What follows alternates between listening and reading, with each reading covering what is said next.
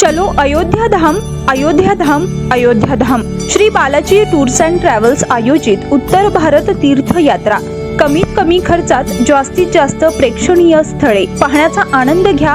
आरामदायी sleeper bus प्रवास 10 दिवसांसाठी प्रति सीट 9,999 रुपयामध्ये। तीर्थयात्रेतील प्रेक्षणीय स्थळे श्री कोळाई देवी दर्शन, अयोध्या, काशी, प्रयागराज व इतर 11 श्री क्षेत्र दक्षिण भारत तीर्थ यात्रा। बुकिंग सुरू। यात्रा प्रस्थान मंगळवार दिनांक 25 जून 2024 रोजी सकाळी 9 वाजता। संपर्क श्री विठ्ठल महामुनी, मोबाईल नंबर 9850 81 33 02 99 70 44 19 95 96 65 87 61 31। विरोधी पक्षनेते तसेच राष्ट्रवादीचे शहर जिल्हाध्यक्ष संपत बारसकर यांचा नुकताच वाढदिवस सोहळा मोठ्या उत्साहात पार पडला। या वाढदिवस सोहळ्यासाठी नगर शहराचे आमदार संग्राम जगताप हे उपस्थित होते। संपत बारसकर यांच्या वाढदिवसानिमित्त शहरात विविध उपक्रम राबवण्यात आले। यावेळी राष्ट्रवादीचे सर्व पक्ष पदाधिकारी, नगर शहरातील ज्येष्ठ नागरिक तसेच संघर्ष प्रतिष्ठानचे कार्यकर्ते मोठ्या संख्येने उपस्थित होते। यावेळी आमदार संग्राम जगताप यांच्या मार्गदर्शनाखाली शहर उपाध्यक्ष अमोल कांडेकर यांनी गरजू व शालेय विद्यार्थ्यांना शाळेसाठी जे उपयोगी वस्तू लागतात त्यांचे वाटप करण्यात आले। यावेळी शहर उपाध्यक्ष अमोल कांडेकर, पदाधिकारी अक्षय घोरपडे, डॉक्टर अजय कांडेकर, प्रदीप निमसे, प्रसाद कडिले व इतर कार्यकर्ते मोठ्या संख्येने उपस्थित होते। आज वाढदिवसानिमित्तानं आज या मंगल कार्याचा लोकार्पण सोहळा व त्यांनी आता जे आपल्याला मार्गदर्शन केलं की त्या सामाजिक उपक्रम जे राबवायचे असतील त्या संदर्भाची एक लिंक कुठल्या अडचण जर बोलला असेल तर त्या संदर्भात त्या लिंकचा वापर आपण करू शकतो। अशा सर्व विविध समाज उपयोगी कार्यक्रमाचा आज खरं त्यांचा वाढदिवस आणि त्याचा औचित्य साधून आज एकत्रित सर्व कार्यक्रमात आयोजित केला। त्याकरता आपण सर्व मान्यवर मंडळी उपस्थित झालात। मंचावर सर्व अतिथीगण उपस्थित असणारे सर्वच त्यांना शुभेच्छा देण्याकरता आले सर्व ज्येष्ठ नागरिक असतील, महिला भगिनी असतील, पत्रकार बांधव असतील, सर्वच मान्यवर मंडळी।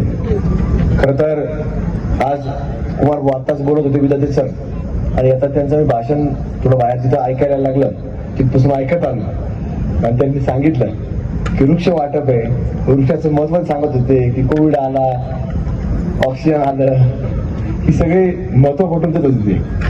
खरं तर हे आपल्याला कामकर साहेब सगळ्यांना माहिती आहे की वृक्ष म्हटलं तर याची सगळ्यांना त्याची किंमत माहिती असते, पण तोडताना फार काय माणसं त्याचा विचार करत नाही। त्या अनुभव येते काढून टाका एवढं डोक्यात असतं।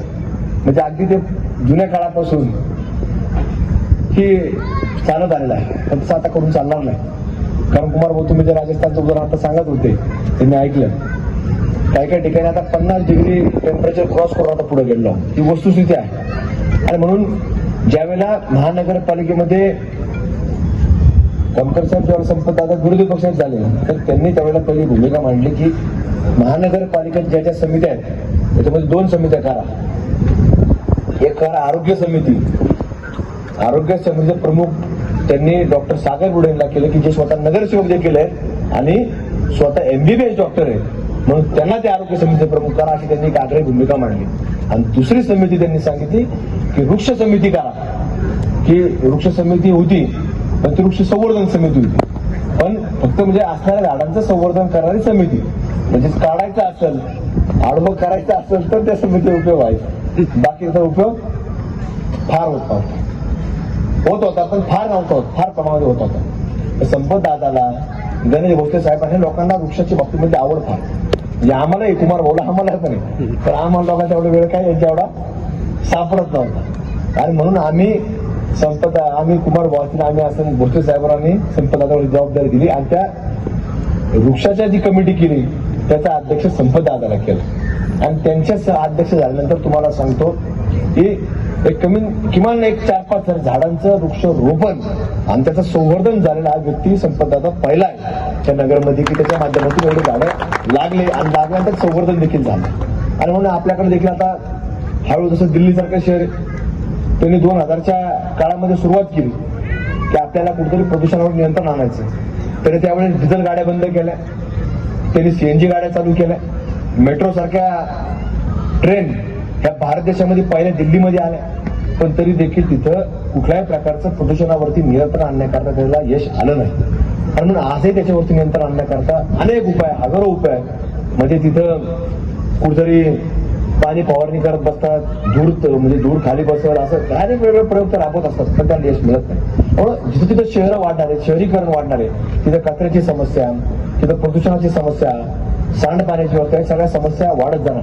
त्यामुळं अशा नवीन पिढीच्या खरं तर नेतृत्व जेव्हा पुढे येतं तर ह्या लोकांनी खरं तर अशाच पद्धतीने पुढे येणं गरजेचं आहे. सामाजिक उपक्रम राबवणं गरजेचं आहे.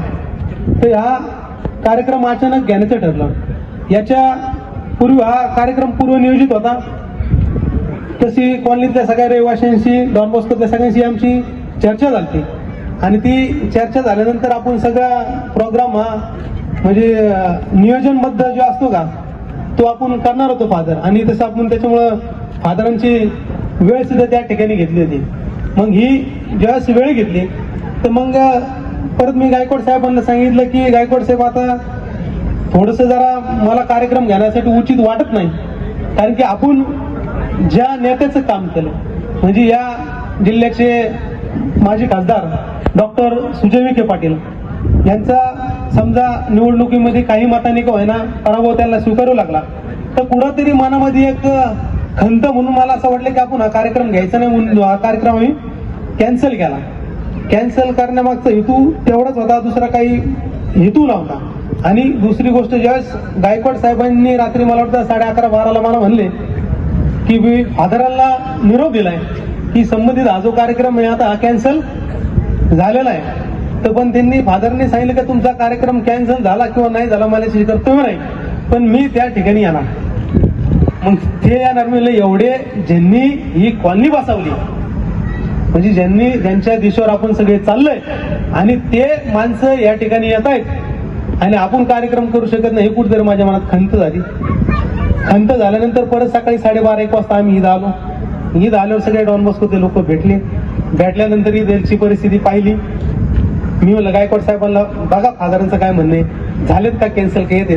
त्यांनी फादरला माझ्या समोर फोन लावला आणि फादरांनी सांगितलं की मी लोणावळ्याच्या पुढे. म्हणजे आज या ठिकाणी अहमदनगर पालिकेचे विरोधी पक्षनेते तथा अहमदनगर शहराचे राष्ट्रवादी पक्षाचे शहराध्यक्ष संपतदादा बारसकर यांच्या वाढदिवसानिमित्त आज आपल्याला प्रमुख उपस्थिती लाभले या शहराचे लाडके आमदार संग्रामभाई जगताप तसेच सर्व पालिकेतील सर्व नगरसेवक यांच्या हस्ते आज संपतदादा बारसकर यांचा वाढदिवसाचा कार्यक्रम चांगल्या पद्धतीने पार पडला. त्यांच्या वाढदिवसानिमित्त आज अनाथ मुलांना शालेय साहित्याचे वाटप करण्यात आले.